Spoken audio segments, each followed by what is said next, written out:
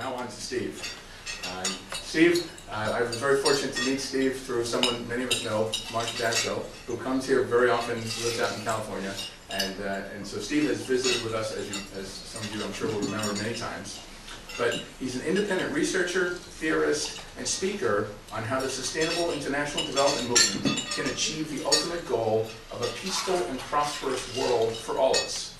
Since 1979, Steve has known that zero-sum, scarcity-based economic theory is obsolete and must be replaced by abundance-based principles for this goal to be achieved.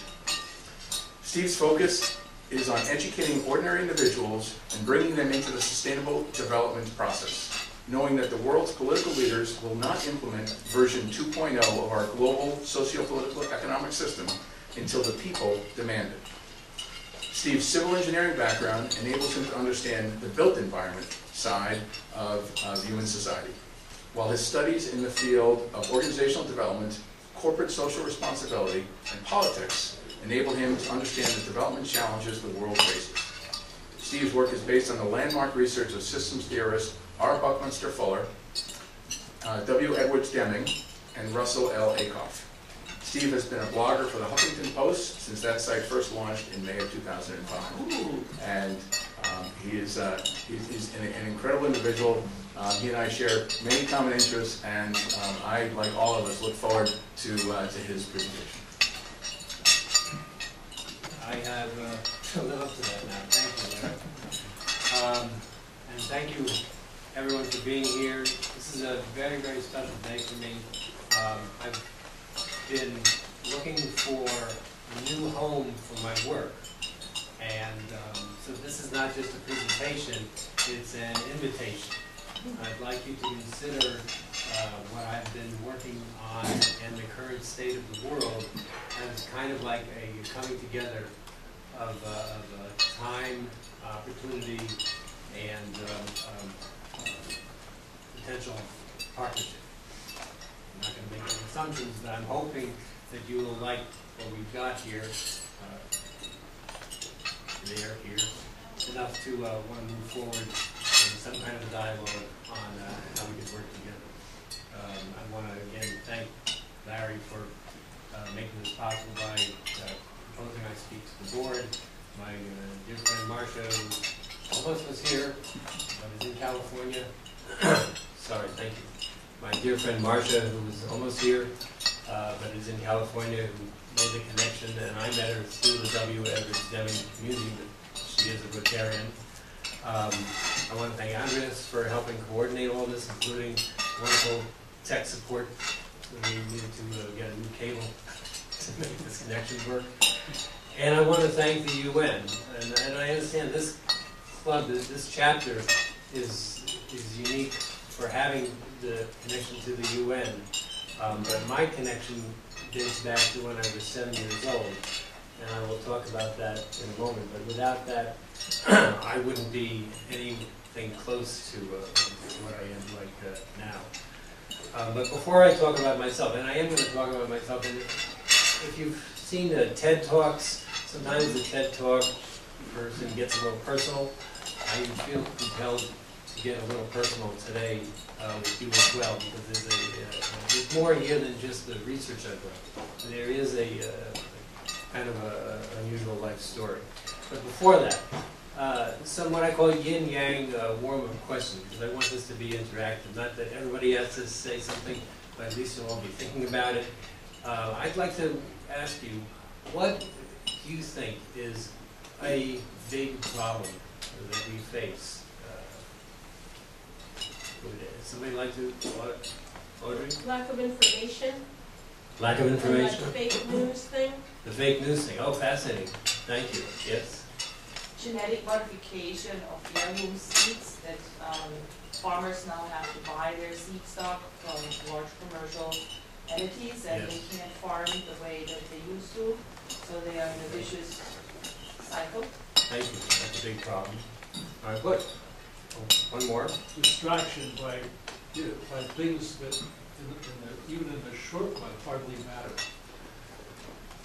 Yes, that. Sorry, don't know if you've ever read Stephen Covey's 7 Habits of Highly Effective People, but he has a time management matrix, and he talks about how we get into things that are urgent but not important. So I'm actually going to set my timer here because I'm told to make this 30 minutes, so I'll be watching the clock. How about big accomplishments? Is there a big accomplishment you know of that thrills you? I was going to have a problem with climate Oh, sorry. change. Sorry, climate change, yes. Well, I mean, I'll build on what we said before. The fact that we're so close to eradicating polio, only the second disease in the history of the planet to be eradicated. And we are so close. Not there, but so close. That's huge. That's huge. Anyone else with an accomplishment? The fact that the 2030 agenda was approved by all 193 member states as a start. Huge accomplishment. Thank you. Out. Yes, sir. I put in my nuclear holocaust. The worst nightmare. Ah, you've gone to my fourth question. Thank you. Yes. That's a nightmare. I appreciate the thought. Any other It's nightmares? not an accomplishment yet, but I guess within the next decade we'll be able to fix most genetic diseases. Maybe 10 years is a bit optimistic, but 15 to 20. Okay. Is there another nightmare anybody worries about? Keeps you yes. Large-scale disruptive events in nations with an unprepared civil population, which could lead to massive casualties. And it could be nuclear, it could be pandemic. Unprepared. It's just unpreparedness of people staggering. I agree. Thank you. What about optimistic dreams? I have a non-profit I want to start. I put some preliminary ideas together. It's called The World of Our Dreams. And I believe we need to think about things that aren't necessarily happening, but we dream of them happening. Does anyone have an optimistic dream that hasn't happened yet, but you wish it would, that you'd like to share? Yes? Or Everybody should be singing. everyone should be singing. That's a good one. Awesome. Any other optimistic dreams? You don't know that it's happening, but you wish it would. Yes, sir. Give everyone clean water. Give everyone clean Right. water. And later in the back. Breaking that glass ceiling. Breaking that glass ceiling. Oh, you should talk to the woman at my table here. Architecture, not enough women. I agree. Thank you. Thank you. Okay. Can I give you one more? Oh, I'd love to please. see, peace in the Middle East and throughout the world. It's a dream. All teenagers shut off their cell phones for 24 hours. On the scale of what's possible and what's impossible, that's pretty high up here. Thank you. All right, well, I'm going to share my answers briefly. I worry about a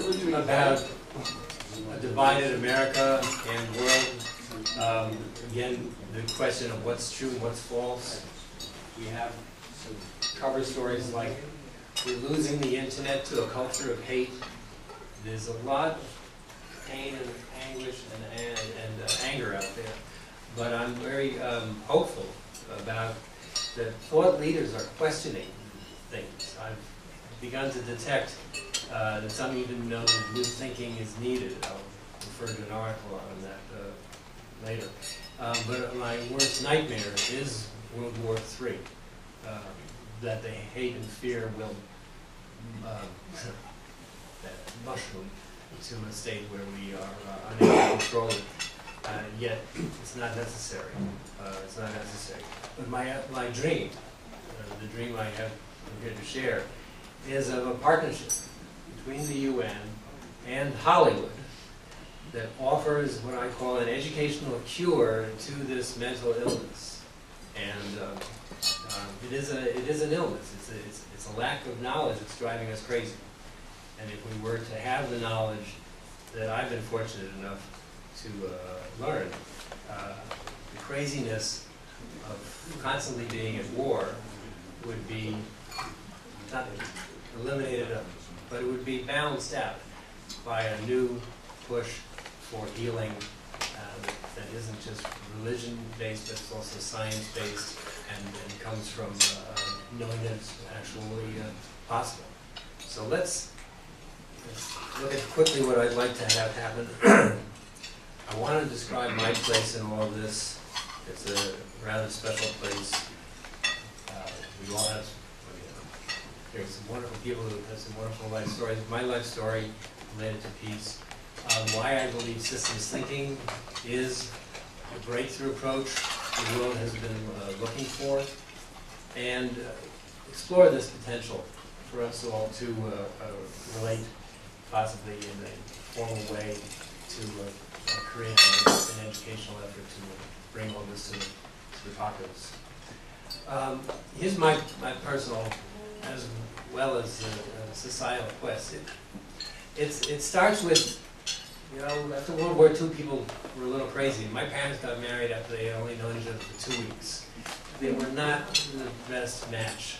And my father struggled, and it was a very, very difficult environment to grow up. He was angry, he was a little crazy. He was a musician. Musicians very creative. Sometimes it drives people. So it wasn't happy. It was a war zone. I never even talked, because to talk was to risk this guy wrath if you didn't just parrot what he wanted. So I literally didn't speak for about the first 5 years of my life. I was a very, very quiet, reserved kid. But when I was 7 and I was in second grade, I was here in Manhattan on the Upper West Side. We took a class trip to the UN. And my eyes were open to adults working on something positive. Again, all I saw at home was the worst of how people relate. But here I didn't just see people relating better. I saw it as a profession. I saw it as a global vision. I saw this incredible organization, a beautiful building. And I was so struck by it. It's like some kids visit a fire station or a police station, they say, that's what we're doing. Somehow this embedded itself, and I didn't know what to do with it at the time. But it saved me because it gave me an alternative image. It gave me something to think about, even in the privacy of a child's thoughts. And then I had a mother who had a connection to the UN through her friendship with Danny Kaye. She'd been in show business. She was a chorus girl in Broadway shows, and she knew Danny's profession before she even met my father. And so as a kid growing up, I had this awareness of Danny Kaye and UNICEF because we would have these little orange boxes at Halloween. We would go around collecting nickels on the borders. But I also knew my mother knew this guy, who was the public face of UNICEF. And I've since researched how he came to be that public face, and it's an incredible story.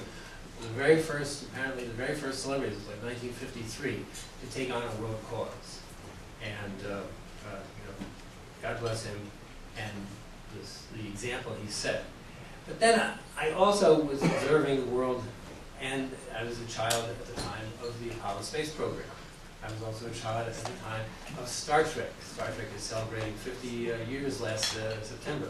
I'm wearing something to acknowledge that because, again, as a child whose environment was a war zone, I looked for anything to keep me from totally going crazy.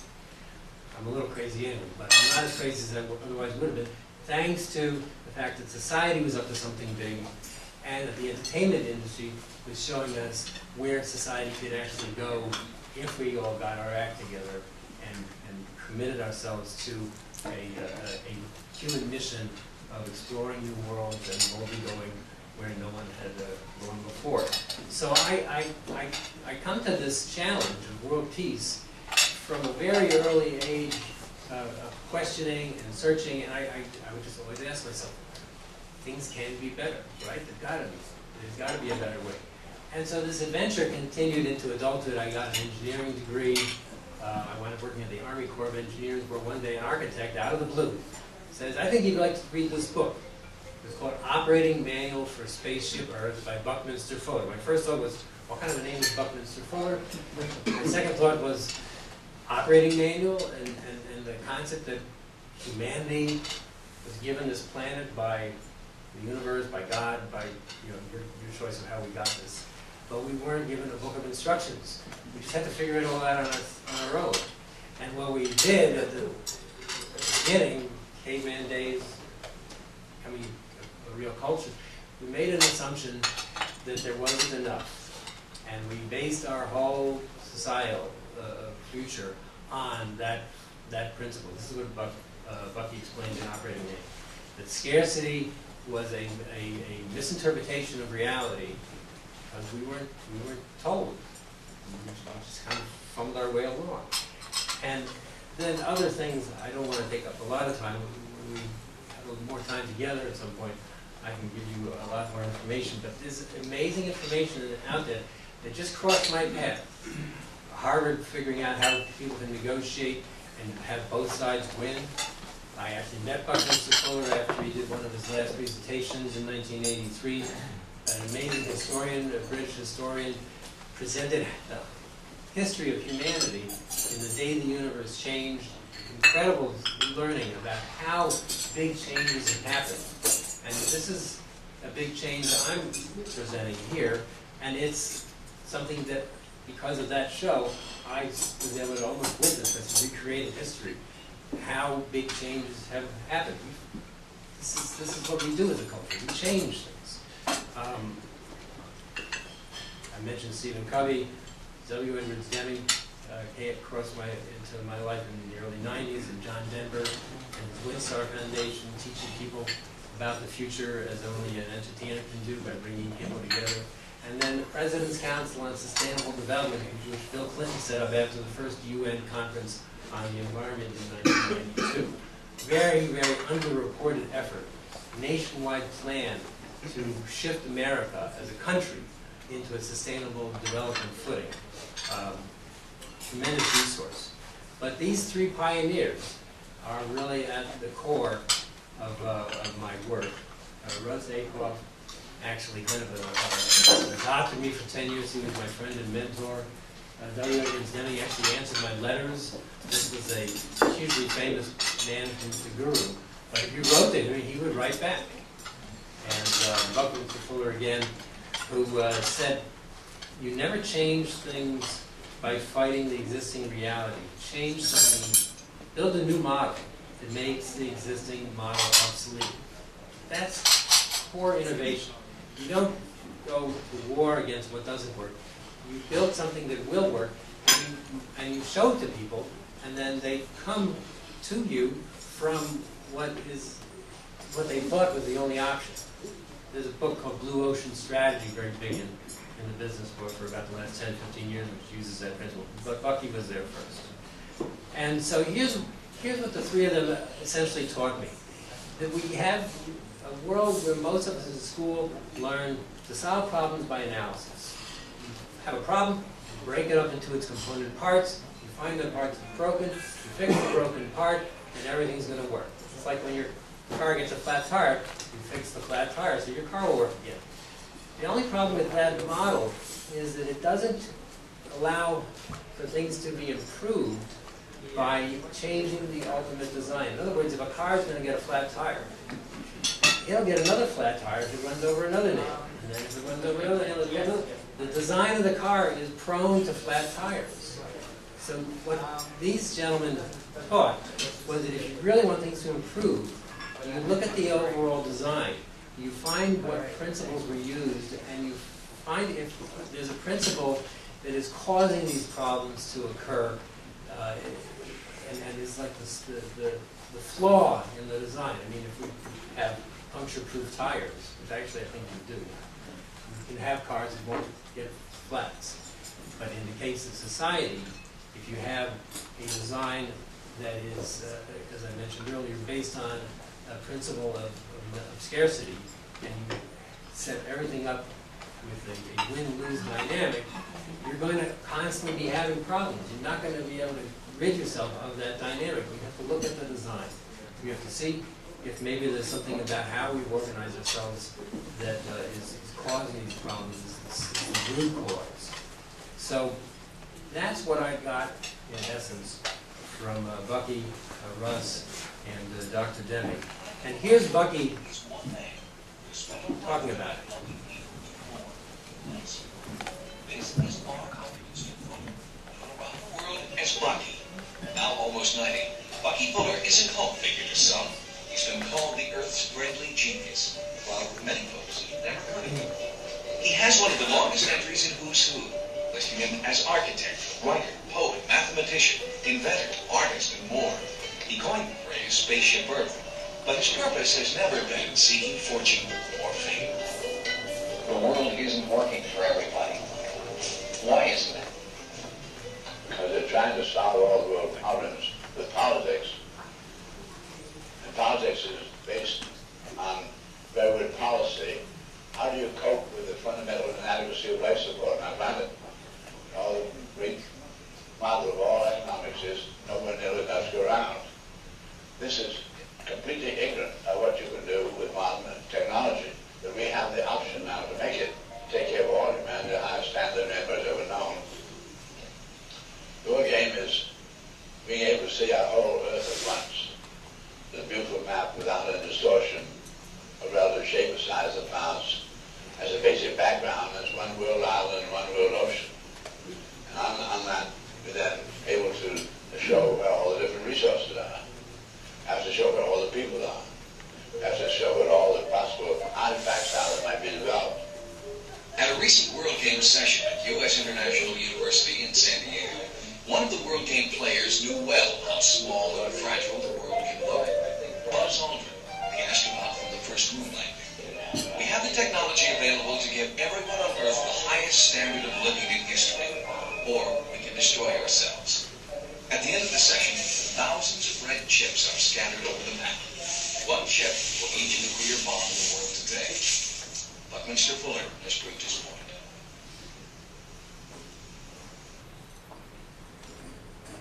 I love that Buzz Aldrin was there because Buzz is still alive and well, and I would be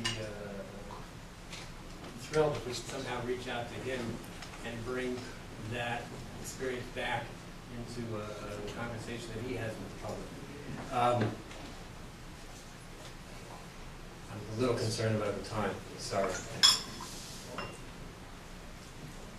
We basically need to get a message out that while war seems necessary because we've been doing it for centuries, the root cause for why we fight has been scientifically eliminated. Now, we've got a lot of other reasons why we fight, but those reasons were kind of like layered over this initial principle. You know, once you think there's not enough, you come up with reasons to divide. You come up with reasons to say, okay, we're going to make it, but those people, we create the other. You know, we start labeling. We come up with everything from color differences to language differences to all kinds of differences, religious differences, and then but the real original reason was this assumption about whether we have enough. So that's the game, and it really can be a game. And one point I've realized is that a lot of people are trying to make the world better. This whole sustainable development movement exists, but the sustainable development movement primarily is focused on how we relate to Mother Nature. We've got to be better than Mother Nature, which we do. But we've also got to crack this concept of how we relate to ourselves. The humanity, relating to humanity component. And this cartoon was from when George W. was president. And I still like it because it's so funny. In our continuing effort to counteract global warming, we have decided to bring back the Cold War. When you want to implement a redesign, it's not enough to know that your new design is what the world needs. You have to be able to implement it, otherwise it just remains theory and nice talk. Hollywood, in my research, has done this in the past. It has told the story of how humanity can change, needs to change, and that is the kind of process that I envision. It's an intellectual but also entertaining process. And it's similar to what Hollywood did during World War II. The first motion picture unit was run by Jack Warner of Warner Brothers. I've got a wonderful documentary I can show you about that sometime. Walt Disney worked with Werner von Braun in 1955 to teach the American people that space travel is now scientifically possible, and he used all the entertainment tools at his disposal to make it a fun educational process. Danny Kaye, as I mentioned earlier, the Earth Communication Office in the 1990s used some of the best Hollywood talent to create little gorgeous pro-environmental videos. And Visions for Tomorrow, which was done by the Sci-Fi Channel when they were reimagining Battlestar Galactica. And they did an event at the UN. I'd love you to see it. It's on YouTube, where some of the stars of Battlestar Galactica and some of the key people at the UN talked about society's problems, knowing that entertainment could make the process of thinking of all this more interesting. And here is a brief. This is a thank you note from the feature. Visions for Tomorrow is Sci-Fi Channel's new public awareness campaign exploring creative solutions to today's most pressing concerns. We're launching Visions for Tomorrow with a special focus on the production and use of energy. Our world is a better place because you embrace the development of alternative energy sources. Fossil fuels have become obsolete. I'm an advisory board member and campaign spokesperson for Visions for Tomorrow, and I'm particularly hopeful about engaging young adults. It's always been the younger generation that, with the youthful idealism, that's insisted on pro-social change, because today's challenges have the potential to rob us of our spirit. What we need now more than ever is to create a positive view of the future. I believe that individuals can have an impact with small, sustained changes today that will make a difference, a visible difference for tomorrow. Thank you. Thank you. The power to shape tomorrow is in your hands. Discover how you can help at visionsfortomorrow.net.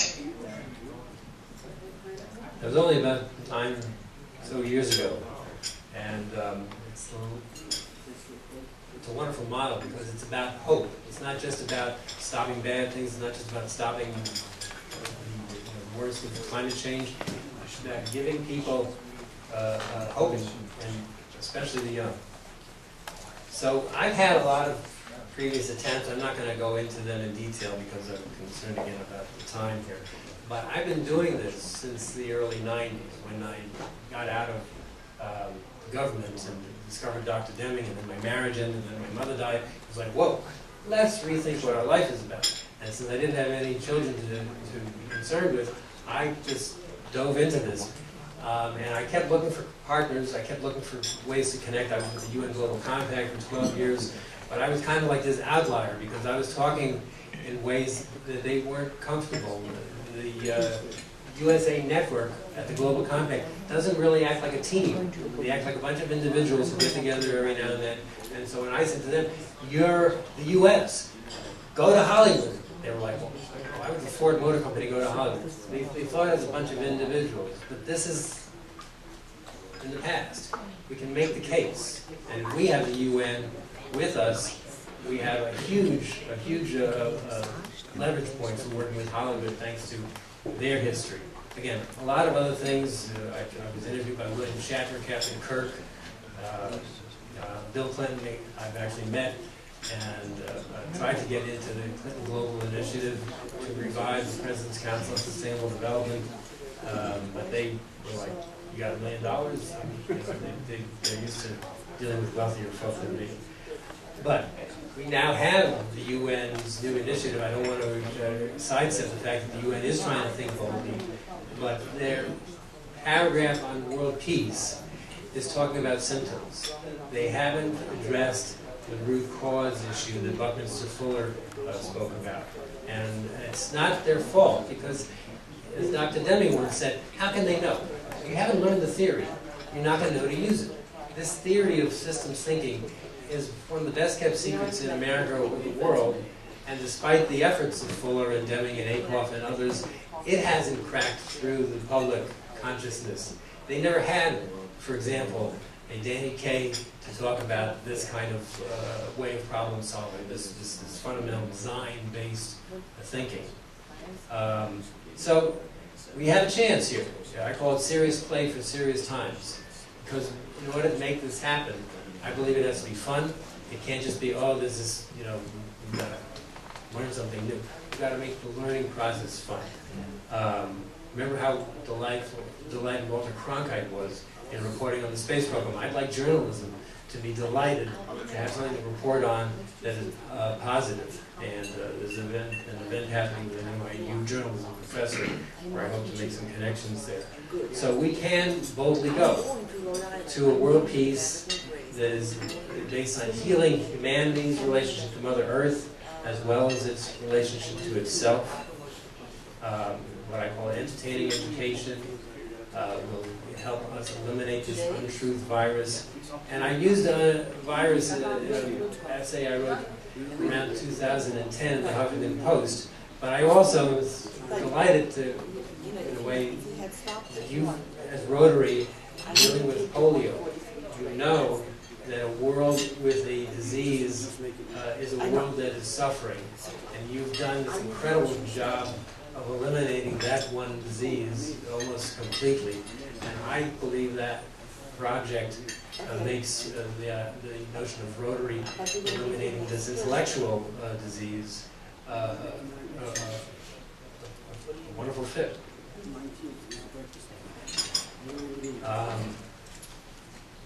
And again, the concern is not just about like what is true and what is false in the discussions on cable news. There are researchers that know this illness, this disease is real. We have a problem. Houston, we have a problem. So we can view eradicating ignorance in the way we viewed eradicating polio. We can think of the huge difference that this will make. We can leverage CSR, and there are articles I can show you about how those thinkers are looking for new thoughts. They know that we need it. There are other things happening that I believe we can take advantage of. Some are more active than others, including my proposed nonprofit organization, The World of Our Dreams, which has a Star Trek theme. Now, I have a clip of your president talking about the Rotary International mission to make a difference. I'm going to skip over that because I suspect you all know that that is the theme for 2017, 2018. Well, here's a way to make a difference. Just a few recent photos from my travels. I was at the U.S. Wonder Woman event last fall and met Gal Gadot in order to tell her that I'd like to sometime reach out to her. We can make the impossible possible. I invite you to be my partner and to help incubate this project. I work a whole lot more effectively when I'm part of a team. This is part of that childhood trauma residual effect. I finally got diagnosed about a year ago. It was explained to me that what it was called extreme social anxiety disorder. And there are days when I'd rather not even get out of bed because it still lingers. But this mission pushes me. It's such a wonderful opportunity that I've forced myself to overcome that residual stuff. But it's not possible to do this without a team. And one last quick video. This is, talk about making the impossible possible. Here's a man about my age who did an incredible documentary and then won an Emmy for it. And listen to what he said. Listen to what Tom Hanks said. And the Emmy goes to From the Earth to the Moon.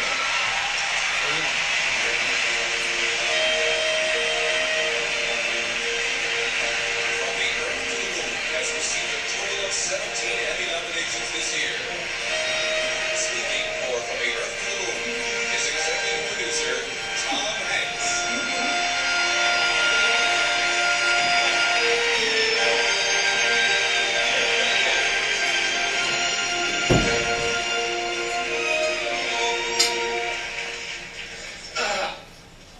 Very special thanks. Look at these hardworking people who are still coming to the stage. Special thanks to Andy Bacon, who wrote A Man on the Moon, on which our series is based. David Scott, a man who was on the moon and was on our set every day as our advisor. The hardest working crew in all of show business. 16, 17-hour days. Saturdays, weekends shot because of the turnaround. God bless all you folks in Orlando and the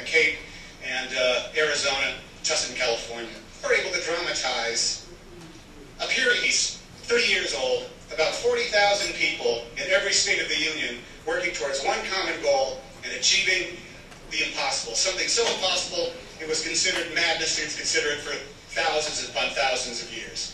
Imagine what problems we could solve and the ills that we could cure if we chose to live the same way the people of Apollo did in the 1960s. Thank you, and God bless America. That's my dream for our Hollywood champion. Thank you all very much. Thank you.